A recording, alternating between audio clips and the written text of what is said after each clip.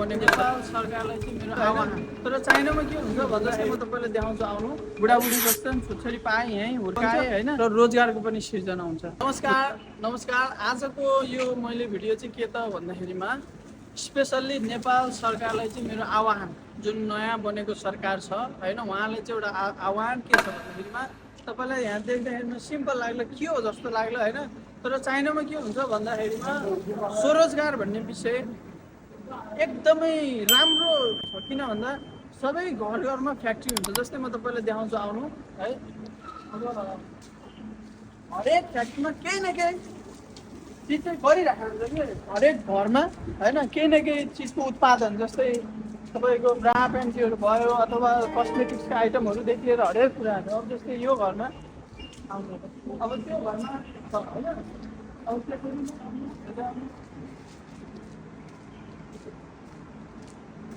अब यो वरिपरि तपाईँ कता पनि हेर्नु त सबै फ्याक्ट्री नै फ्याक्ट्री हो। यो सबै नै घर लाग्ला होइन।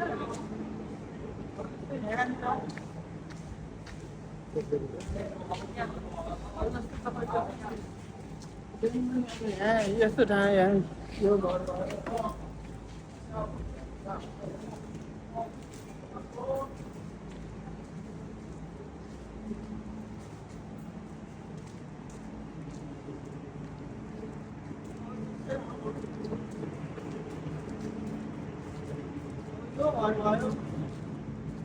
यहाँ ऱ्यान्डमली छिर्ने हो। अब यहाँ छिरिसकेपछि यहाँ चाहिँ पुरै गाहरू मान्छेले बनाइरहेको होइन। अब कटिङ चलिरहेको छ है।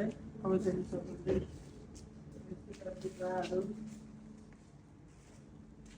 होइन। अब यस्तो छ। अब तपाईँ अर्को घरमा जाउँ।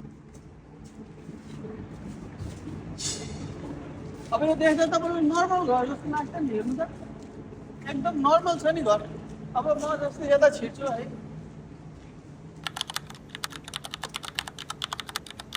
अब जुनसुकै घर जानु, घर देखाइदिनु एकचोटि नर्मल घर थियो यो।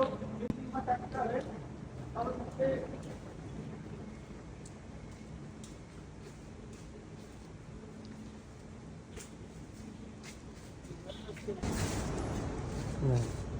यो एउटा अर्को फ्याक्ट्री हो। अब जस्तै म फेरि अर्को घरमा छिर्छु, लाउनु तपाईँलाई चाहिँ होइन।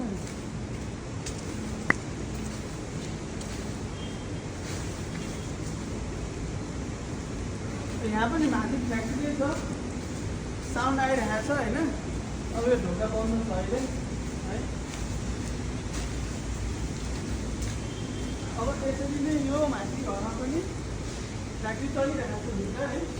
अब यो बन्द छ र अब फेरि आउनु म तपाईँलाई अर्को देखाउँछु। साउन्ड सुन्नुभयो होला तपाईँले माथि होइन।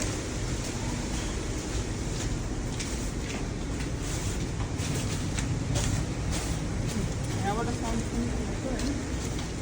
अब त्यसरी नै तपाईँको जति पनि म घरमा जान्छु यो सबै घरहरू भनेको फ्याक्ट्री हो। यो बुढाबुढी बस्छन्, छोरी पाएँ, यहीँ हुर्काएँ होइन।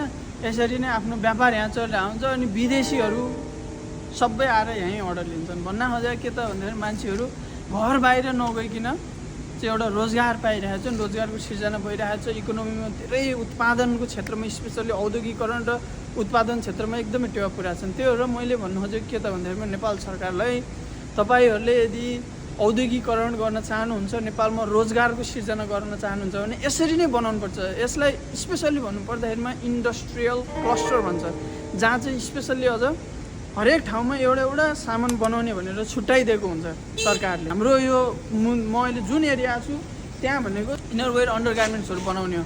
जसले गर्दाखेरिमा जस्तै यहाँ तपाईँले फर्मदेखि लिएर ब्रामा लाग्ने लेसहरूदेखि लिएर होइन, सानो सानो स्पेयर पार्ट्सहरूदेखि लिएर सिलाउने मान्छेको विज्ञतादेखि लिएर मसिनहरूदेखि लिएर सबै प्रोडक्सन यही ठाउँमा हुन्छ।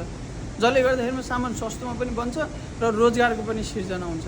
बुझ्नुभयो नि। त्यही भएर तपाईँहरूले के गर्नु पर्यो भन्दाखेरिमा यदि रोजगारको व्यवस्था गर्नु छ भने एउटा कुनै पनि क्षेत्रलाई निश्चित ठाउँमा जहाँ चाहिँ स्रोत र साधनको पहुँच छ। जस्तै कुनै चिजको गोर्खा क्षेत्रमा चाहिँ मानिलिनु कि त्यहाँ जडीबुटीहरूको राम्रो स्रोत छ भने अब त्यो क्षेत्रलाई चाहिँ हामीले गोर्खा जिल्लालाई के गर्न सकियो भन्दा स्पेसली जडीबुटी प्रशोधनको लागि क्षेत्र बनाउन सकियो र जति पनि काम हुन्छ अब देशैभरि जहाँ ठाउँमा पनि जडीबुटीहरू पाइन्छ त्यो सबै सङ्कलन गरेर के गर्ने गोर्खामा ल्याएर प्रशोधन गर्नेदेखि लिएर औषधि बनाउनेदेखि लिएर खाने चिज होइन त्यो के बनाउने त्यो सबै चिज त्यो ठाउँमा बनाउनु पऱ्यो भने त्यो भयो भने एउटा इन्डस्ट्रियल क्लस्टर बन्छ।